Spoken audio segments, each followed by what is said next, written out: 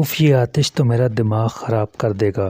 وہ مسلسل بڑبڑائے جا رہی تھی اور تیزی سے کتابیں کھولتی جا رہی تھی۔ کیا ہو گیا؟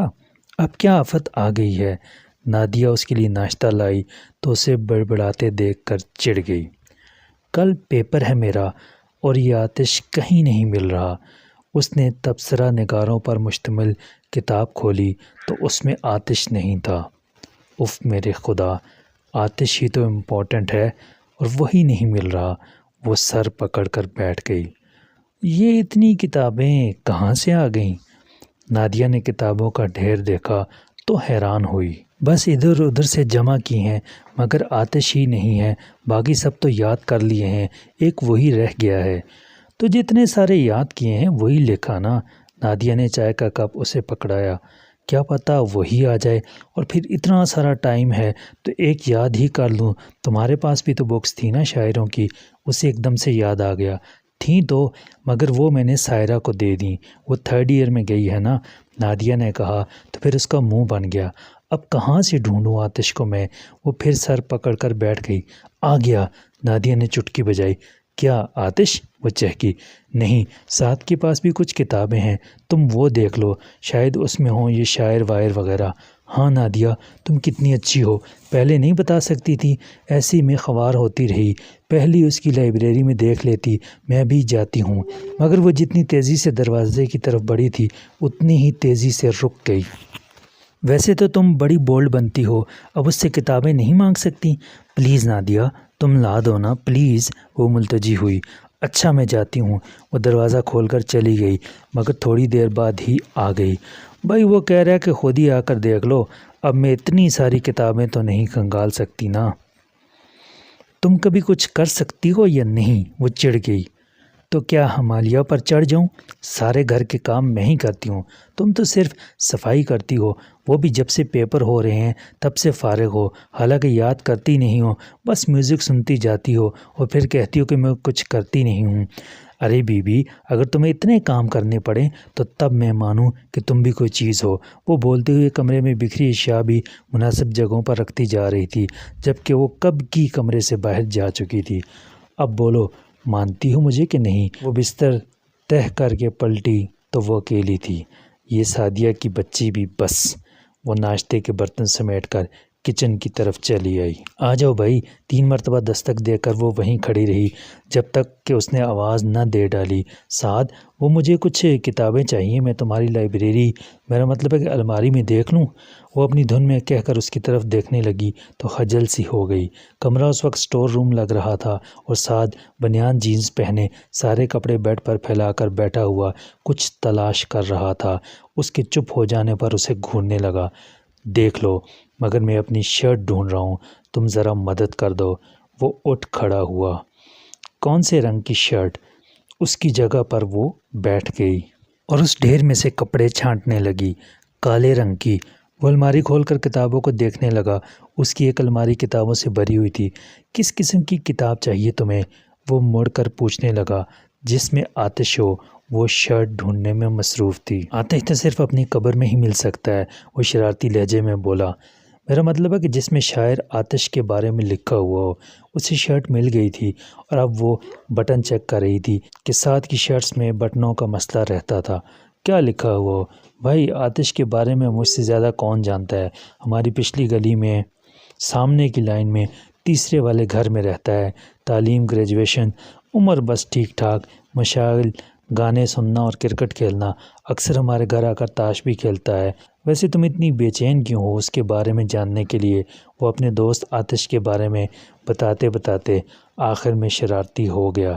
7 کے بچے، میں نے کہا نا مجھے شاعر کے بارے میں جاننا ہے، تمہارے پھٹیچر سے دوست آتش کے بارے میں نہیں، سمجھے؟ وہ آگ بگولا ہو گئی۔ دیکھو بھائی، دوست تک پہنچنے کی نہیں ہو رہی۔ ویسے تو مجھے تمہاری وہ سہیلی بھی اچھی نہیں لگتی جو بڑی لگن سے مجھے بھائی جان کہتی ہے۔ وہ اس کی بات پر چڑ گیا تھا۔ اچھا، تبھی تو میں کہوں کہ اسے دیکھتے ہی تم ادھر ادھر کیوں ہو جاتے ہو؟ بہت برا لگتا ہے تمہیں اس کا بھائی جان کہنا۔ اس نے بھی بھائی جان پر زور دیا تو وہ ہنس دیا۔ خیر ویسے بھائی جان تو تمہارے منہ سے بھی بہت اچھا لگتا ہے، اگر بھائی غائب کر دو تو۔ وہ کہہ کر تیزی سے پیچھے ہٹ گیا۔ سعد اب تم نہیں بچو گے مجھ سے۔ وہ بیڈ پر رکھی شرٹس کا گولا بنا کر اس کے اوپر پھینکنے لگی۔ ارے بھائی کیا ہو رہا ہے یہ؟ نادیہ اندر آئی تو ان دونوں کو اس طرح لڑتے دیکھ کر بکھلا گئی۔ اب تو فرش پر بھی کپڑے ہی کپڑے تھے۔ نادیہ یہ چلا جائے تو مجھے بتانا، میں بکس لے کر آؤں گی۔ وہ باہر جانے لگی۔ ارے سنو بھائی، میری شرٹ پر بٹن تو لگا دو۔ وہ اس کے پیچھے آ گیا۔ وہ نمبر ڈائل کر رہی تھی۔ کس سے فون کر رہی ہو؟ وہ سامنے آ گیا۔ اپنی سہیلی کو بلا رہی ہوں۔ وہ پھر ڈائل کرنے لگی۔ صرف 3 بٹن تو لگانے ہیں، وہ تو تم سے بھی لگ جائیں گے۔ اس کے لیے سہیلی کو بلانے کی کیا ضرورت ہے؟ جیسے ہی کال ملی سعد نے کال ڈسکنیکٹ کر دی۔ سعد آئی ول کل یو، وہ ریسیور رکھ کر کررائی۔ کر دینا بابا قتل، مگر آج نہیں، آج بہت اہم میٹنگ ہے، مجھے جلدی پہنچنا ہے۔ ریپوٹیشن کا سوال ہے، جلدی کرو۔ وہ شرٹ لے کر بٹن ٹانگنے کے لیے دوبارہ اس کے کمرے میں چلی گئی، جبکہ وہ اسی ہولیے میں ڈائننگ ٹیبل پر ناشتے کے لیے بیٹھ گیا۔ یہ لو، شرٹ اسے تھمائی۔ تھینک یو میری کزن، تم کتنی اچھی ہو۔ اللہ سب کو ایسی کزن دے جو اتنا خیال رکھتی ہو۔ وہ یقیناً کچھ اور کہنے والا تھا مگر بات پلٹ گیا۔ اور ہاں، کتابیں لے لینا، مگر میری وارڈروب بھی ٹھیک کر دینا۔ ہاں۔ وہ آفس چلا گیا اور وہ اس کے کمرے سے کتابیں لے کر اپنے کمرے میں آ گئی۔ سعد کا کمرہ ویسے ہی پھیلا ہوا تھا، اسے اطمینان تھا کہ نادیہ ٹھیک کر دے گی، سو وہ ہلکی آواز میں ڈیک آن کر کے یاد کرنے لگی، جبکہ ادھر نادیہ غصے میں بڑبڑاتے ہوئے سعد کی وارڈروب ٹھیک کر رہی تھی۔ وہ آخری پیپر دے کر آئی تو بہت تھکی ہوئی تھی، نیند بھی بہت آ رہی تھی، سو وہ کپڑے تبدیل کر کے جو سوئی تو اندھیرا پھیلنے پر ہی اٹھی۔ نادیہ کو بھی اس نے منع کر دیا تھا کہ وہ کھانا نہیں کھائے گی، مگر اب اٹھنے کے بعد اس کی بھوک جاگ اٹھی تھی۔ صبح ناشتہ بھی ٹھیک سے نہیں کیا تھا اور دوپہر کا کھانا گول۔ فریش ہو کر نیچے آئی تو سب بچے لاؤنج میں سعد کی قیادت میں ٹام اینڈ جیری دیکھ رہے تھے۔ وہ بھی صوفے پر بیٹھ گئی۔ سعد نے اسے بھرپور نظروں سے دیکھا۔ وہ صوفے پر اپنے سٹائل میں پاؤں اوپر کیے گھٹنوں پر تھوڑی جمائے بیٹھی تھی اور بڑے انہماک سے کارٹون دیکھ رہی تھی۔ اسے سعد کی پرتپش نظروں کا بھی احساس نہیں تھا جو کہ بڑی دیر سے اسی پر ٹکی ہوئی تھیں۔ چاچو آئس کریم کھلانے چلیں گے نا؟ کارٹون ختم ہوئے تو عمر اس کے پاس آیا تو وہ چونکا۔ ہاں بیٹا چلیں گے، مگر کھانے کے بعد۔ اپنی پھوپھو سے کہو کہ آج ان کے پیپر ختم ہونے کی خوشی میں ہم انہیں آئس کریم کھلائیں گے۔ اس نے سعدیہ کو دیکھا جو ابھی بھی ٹی وی پر نظر جمائے ہوئی تھی اور جو سب سن رہی تھی مگر انجان بنی ہوئی تھی۔ پھوپھو چلیں گی نا؟ گڑیا اس کے پاس آئی تو اس نے گڑیا کو گود میں بٹھا لیا۔ کہاں بیٹا؟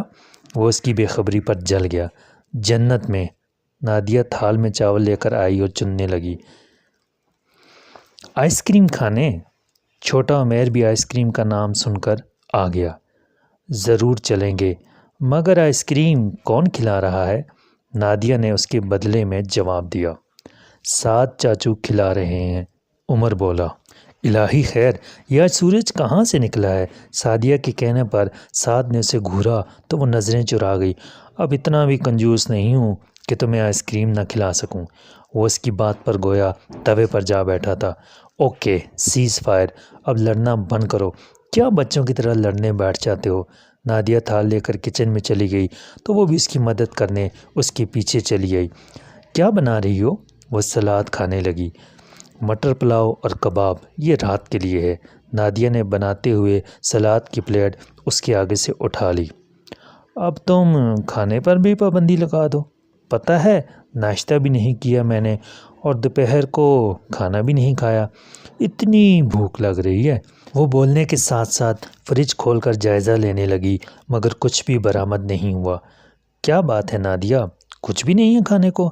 دوپہر میں کیا پورا محلہ آ گیا تھا جو کچھ بھی نہیں بچا؟ اسے واقعی بہت بھوک لگ رہی تھی۔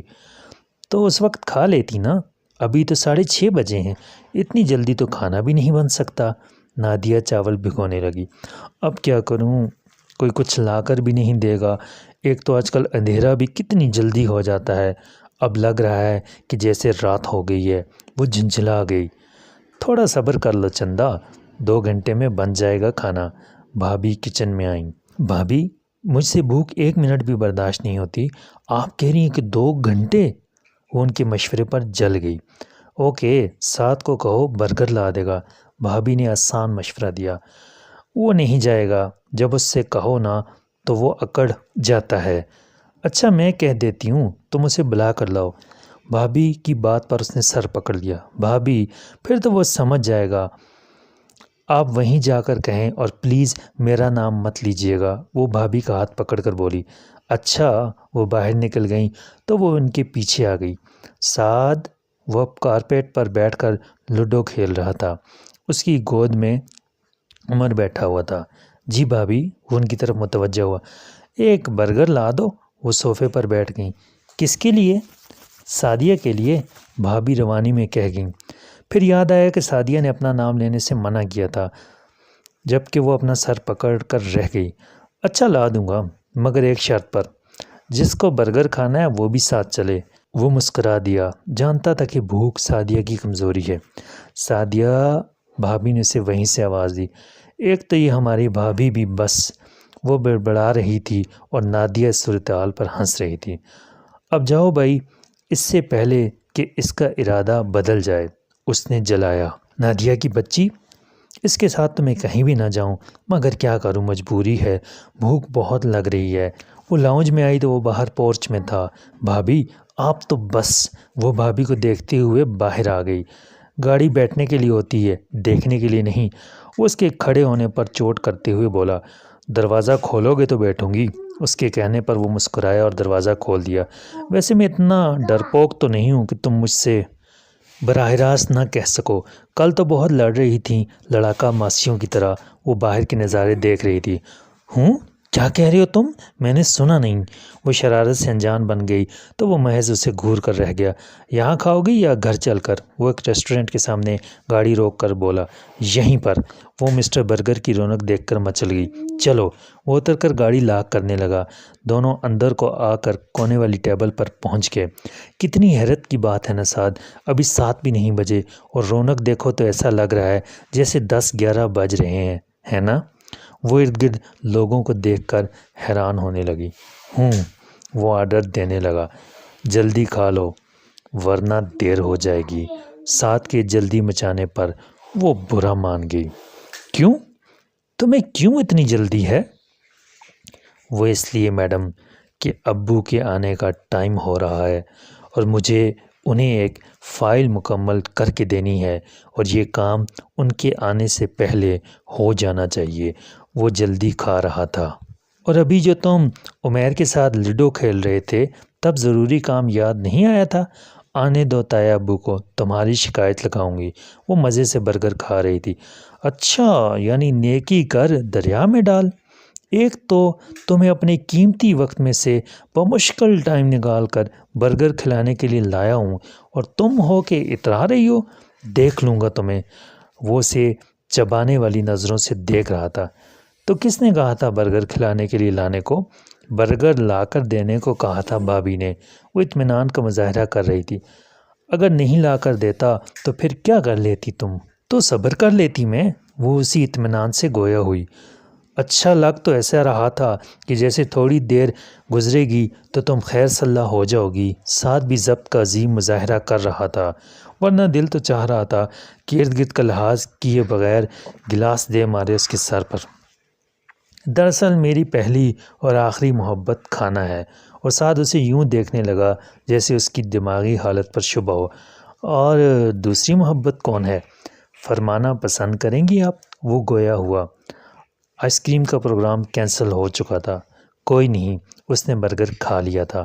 سعد نے بھی فوراً برگر کھایا اور اٹھ کھڑا ہوا۔ اس کی باتیں سن کر دل جل گیا۔ چلو۔ وہ لوگ تقریباً 8 بجے گھر پہنچے۔ بھیا اور تایا ابو آ چکے تھے۔ وہ وہیں لاؤنج میں ان کے ساتھ بیٹھ گئی، جبکہ سعد اپنے کمرے میں چلا گیا۔ بھابھی اور نادیہ کھانا بنانے میں مصروف تھیں۔ کھانے کے بعد بھی کافی دیر تک باتوں میں مصروف رہے۔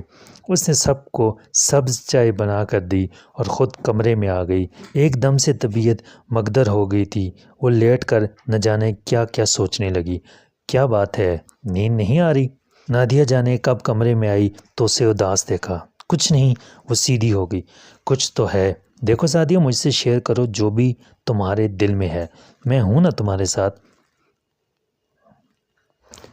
نادیہ کسی بزرگ کی طرح اس کے بالوں میں ہاتھ پھیر کر مشفق لہجے میں بولی تو وہ اٹھ کر بیٹھ گئی۔ چند لمحے اس کی طرف دیکھتی رہی، پھر ایک دم سے اپنا سر اس کے کندھے سے ٹکا کر پھوٹ پھوٹ کر رو دی۔ اے سادھو، کیا ہوا؟ کسی نے کچھ کہہ دیا کیا؟ وہ پریشان ہو گئی۔ نہیں، وہ بمشکل بول پائی۔ کیا ہوا؟ ہاں بولو شاباش۔ وہ اس کا کندھا تپتپا رہی تھی۔ مجھے اماں یاد آ رہی ہیں، اس نے آنکھیں رگڑیں۔ اماں تو مجھے بھی بہت یاد آتی ہیں، سچ سعدیہ۔ کبھی کبھی تو مجھے لگتا ہے جیسے وہ ابھی اپنے کمرے سے نکلیں گی اور مجھے ڈانٹیں گی کہ نادیہ تم کتنی بوڑھ ہو، کتنی کاہل ہو۔ نادیہ کا لہجہ بھرا گیا تو وہ حیرت سے اسے دیکھنے لگی۔ نادیہ تم پلیز رو مت۔ کچھ دیر پہلے وہ اسے چپ کروا رہی تھی اور اب وہ تسلی دے رہی تھی۔ اچھا چلو اب سو جاؤ۔ خواہ مخواہ موڈ آف ہو گیا۔ نادیہ نے اٹھ کر لائٹ آف کر دی۔